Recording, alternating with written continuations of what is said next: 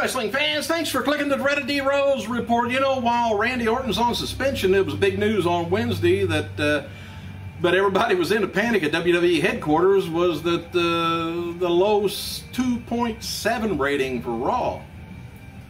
So that kind of overwhelmed them both ways.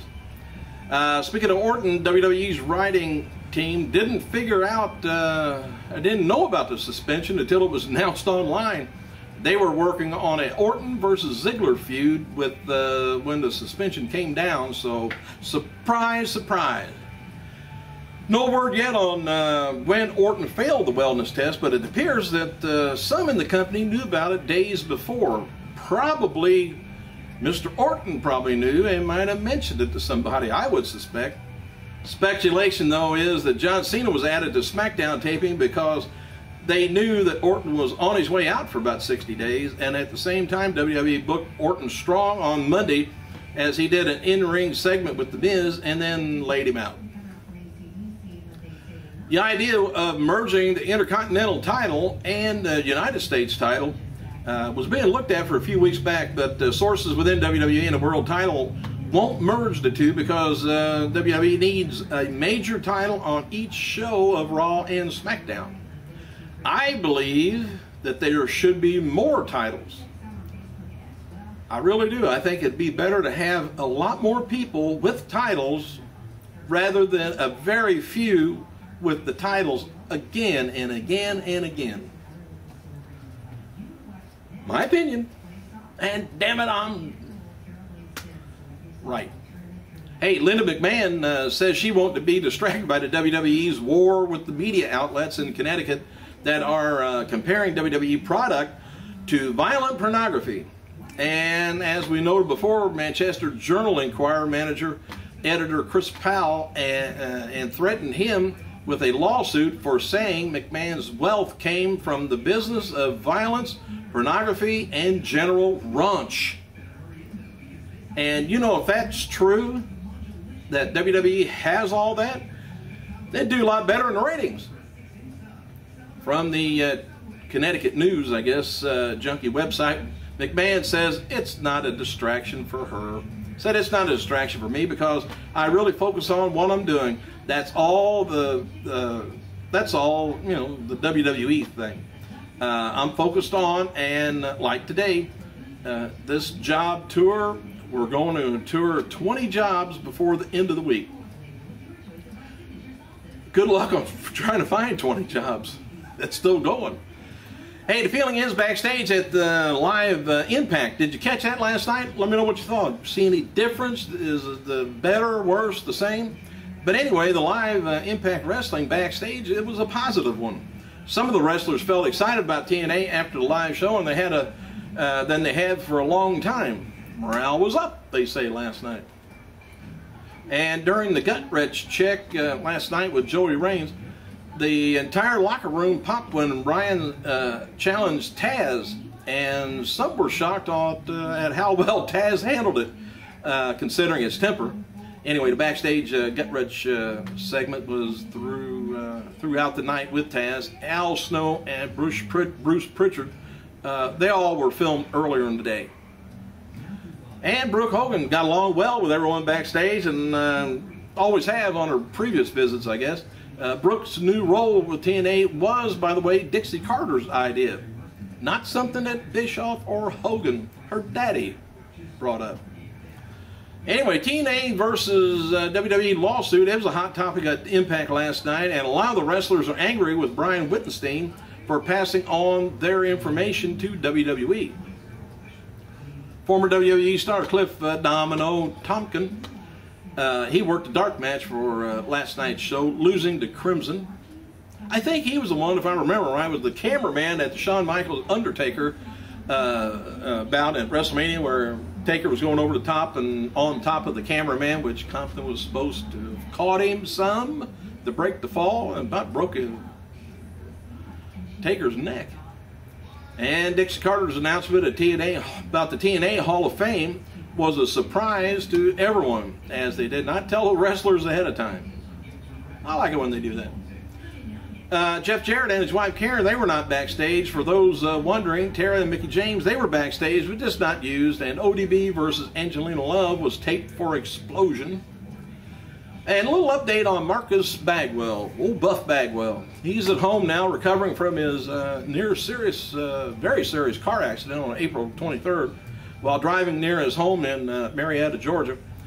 The former WCW star quickly healing from a life-threatening ordeal and is eyeing a return to the squared circles, says Buff.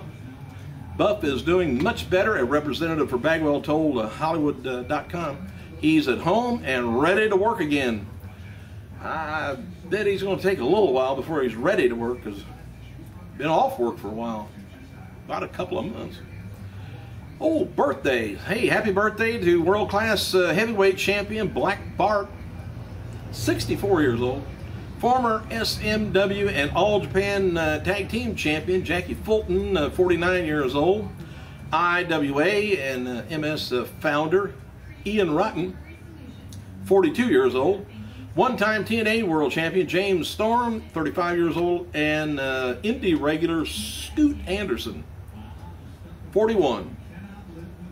Hey, WWE former announcer, remember old Sean Mooney? He's now a co-anchor for NBC Tucson, Arizona affiliate, KVOA.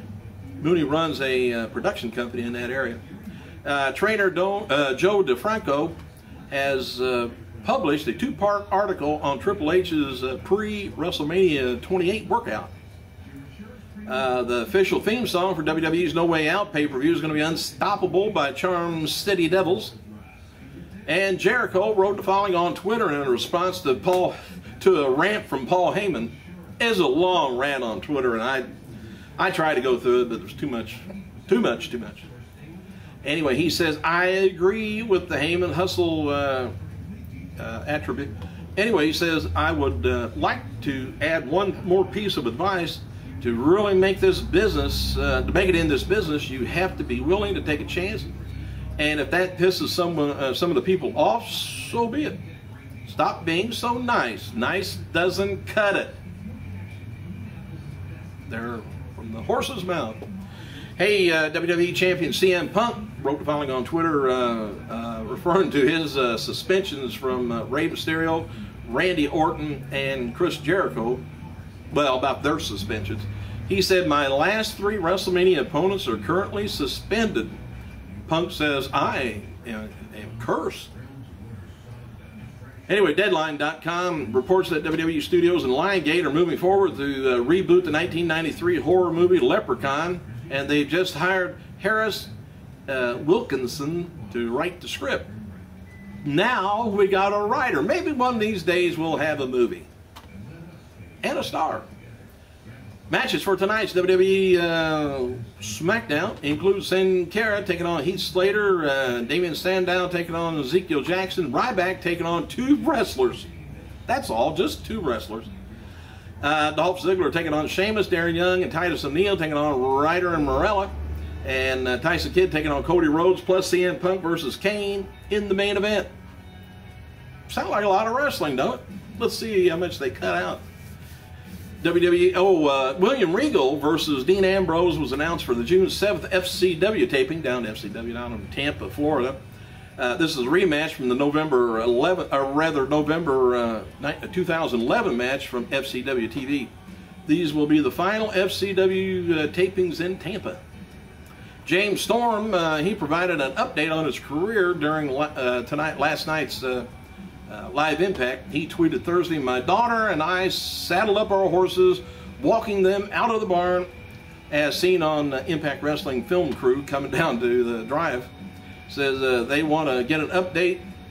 Says it will be aired tonight on live show on Spike TV. Be sure and watch, which is already over with. But anyway, Storm has been off of TV since losing to Bobby Roode at last month's Lockdown pay-per-view. Rosita, she hadn't appeared on Impact since I think April 17th. Said on Twitter that she's on hand for tonight's show. Fellow knockouts Angelina Love, Kim, Reigns, and James, ODB, Sky have all said that they will be at the show. And they were. And I was telling you about Cliff Compton. He was currently backstage at the Live Impact show in Orlando. It says here he's going to be wrestling an unknown wrestler, but it turned out to be Crimson. It's the guy with the red hair, Opie Taylor, you know, his dad. Hey, thanks for clicking, you guys. I gotta go.